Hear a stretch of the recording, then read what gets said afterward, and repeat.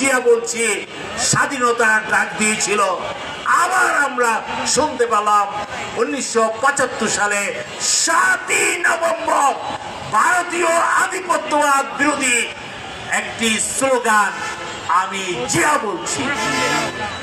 সংগ্রামী বন্ধুরা, আজকের এই জীবন্ত মানুষের এই ছবির মাধ্যমে আপনারা দেখতে পারবেন।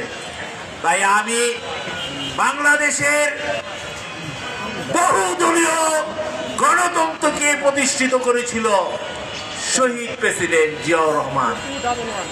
এই গণতন্ত্রকে কে হত্যা করেছিল?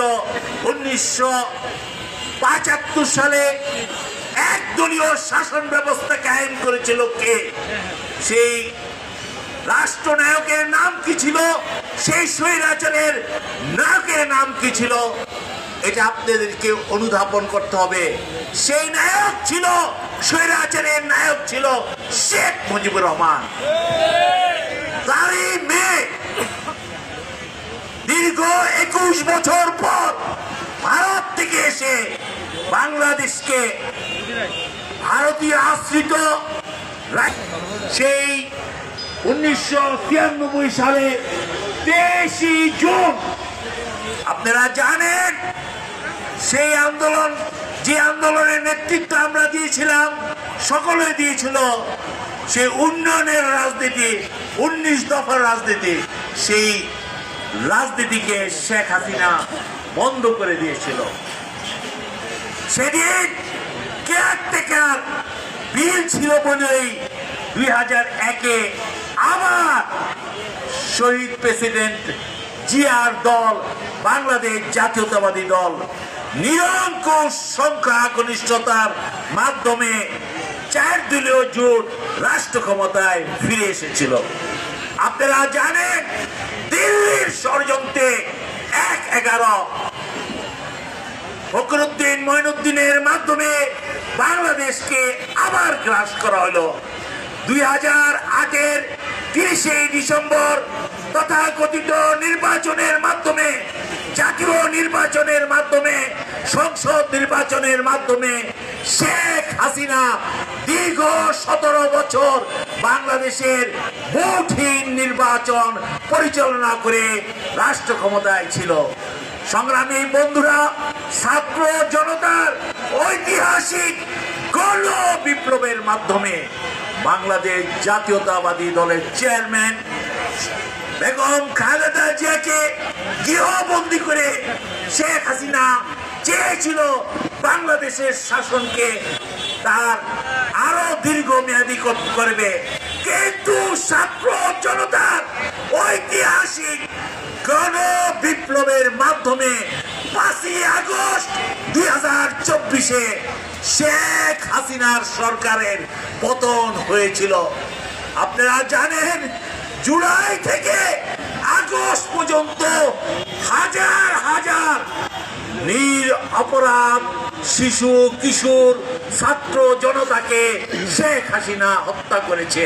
কে ক্যাম্প লেখার জন্য 2008 থেকে 2025-এর আগস্ট পর্যন্ত হাজার হাজার বিএনপি নেতা কর্মীদেরকে গুম, চৌধুরী আলমকে খুন করেছে এবং গুম করেছে।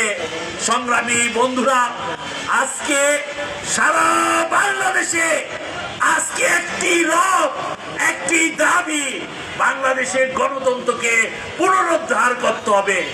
গণতন্ত্রকে পুনরুদ্ধার করতে হলে জাতীয় নির্বাচন অনুষ্ঠিত হতে হবে। এই জাতীয় নির্বাচন 2026 সালে হবে। বাংলাদেশ জাতীয়তাবাদী দল এক ঐতিহাসিক সিদ্ধান্ত নিয়েছে। সেই সিদ্ধান্ত কি?